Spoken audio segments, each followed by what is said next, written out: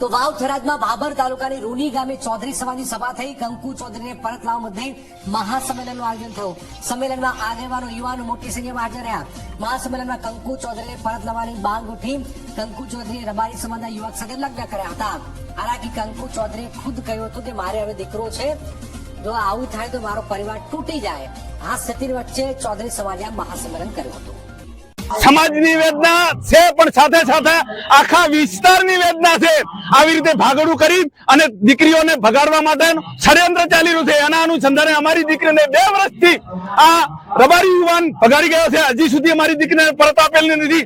એના અનુસંધાને અંદર હજારોની સંખ્યાની અંદર યુવાનો, વડીલો, ચૌધરી સમાજના તમામ સમાજનો અહીંયા આવેલા છે. અમે તો કહેવા માંગીએ છીએ કે તાત્કાલિક અમારી દીકરીને પરત આપે. આખા ગુજરાત ભરમાંથી ચૌધરી સમાજના યુવાનો અને અગ્રણીઓ આવ્યા છે.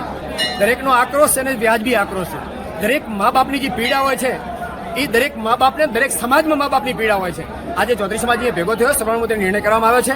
અહીંયા 64 ગોળ છે. આખો અમારા સમાજના ગંગારામભાઈ એમના અગ્રણી છે, એમના ઉપર અત્યારે નિર્ણય છોડ્યો છે. અને અમારા કાંકરેજમાં જે રબારી સમાજનો દીકરો લઈ ગયો છે, એટલે કાંકરેજ સમાજના અમારા અગ્રણીઓ આ 2 દિવસમાં મળશે. 64 ગોળના આગેવાન અને કોકરેજ, અમારા જે કોકરેજી છે એના આગેવાનો મળી અને 5 દિવસમાં આ દીકરી પાછી લાવવા માટેનો અમારો પૂરેપૂરો પ્રયત્ન રહેશે. આજે ભાભર તાલુકાના રૂણી ગામે સમાજ ભેગી કરી હતી અને અખિલ ગુજરાત વચના સમાજ અહીંયા આગળ ભેગી થઈ હતી. ભેગી થઈના અંતે 64 ગોળને જવાબદારી આપવામાં આવી છે કે આ દીકરીને 5 દિવસની અંદર એને ઘર વાપસી કરાવવા માટેની 64 ગોળના જે આગેવાનો હતા એમને સંપૂર્ણની જવાબદારી ઉપાડી લીધી છે અને અમને ભરોસો છે 64 ગોળના આગેવાનો ઉપર કે આ દીકરીને સહી સલામત એની ઘર વાપસી કરાવશે.